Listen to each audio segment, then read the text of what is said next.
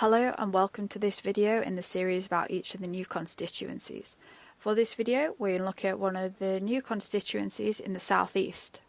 In this short video we will look at the details on the new constituency, how this new one is formed, the previous results, the 2019 results, current candidates, and make predictions with different levels of how bad of a day it might be for the Conservatives. Please comment below for anything you'd like to see and subscribe to our channel to see new updates that we'll do and discussion videos as the election gets closer.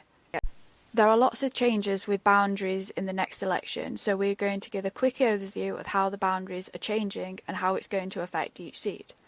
Only 65 seats, or 10% of the seats, are staying the same, so here we're going to compare how the new seat compares to the main one that is replacing. There are some huge changes, such as the City of Chester, which now has 2 seats, but some seats are being completely dissolved, with populations moved to neighbouring seats.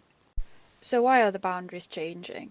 Every so often there are boundary changes to represent the current population movements. Some of them are based on land, without any population, and some of them are just because of population, for example new housing estates.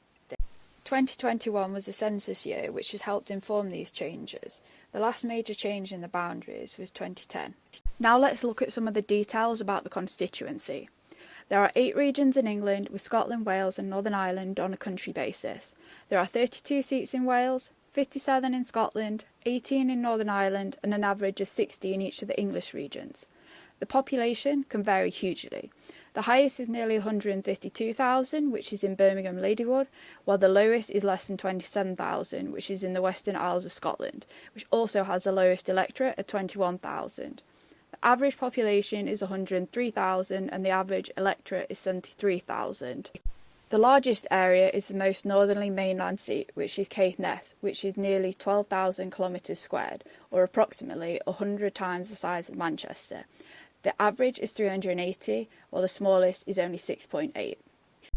The average percentage of the 16 to 49-year-olds is 41%, with the highest in Leeds Central and the lowest in North Norfolk, which also has the highest 65+. The average 65+ is 38%, with the minimum at 15%, which is in the area around Canary Wharf. Density averages nearly 1,400, with the highest in Bethnal Green and the lowest in Caithness. This constituency has a boundary change. There is a boundary change here, but it hasn't taken in any more areas. When we're looking at the winner in 2019, it's a bit more relevant to the seats that are now made up from multiple old seats. Nevertheless, this is the result from 2019, with the winner and whether the seat was held or it changed. Here are the winning party and those that came second, and also the majority. The size of the majority is key when considering how this seat might change. Maybe not so much when there's a big Labour majority or Lib Dems, but for pretty much any Conservative seat, it's possibly not considered safe, bar a very extreme few. The same for the SNP. Some of these are really up for grabs, particularly for Labour and the Lib Dems. Here we see the vote share at the last 4 elections for the 5 main parties in England: the Conservatives, Labour, Lib Dem, Green and a combination of Brexit or UKIP. The Brexit UKIP vote was distorted in some constituencies in 2019 because if they were held by the Conservatives in 2017, they didn't stand against them. Nevertheless, we can see the changes that occurred throughout the different elections. This is a list of candidates that are on the ballot paper for this constituency. This is now a finalised list as the deadline to register as a candidate has passed.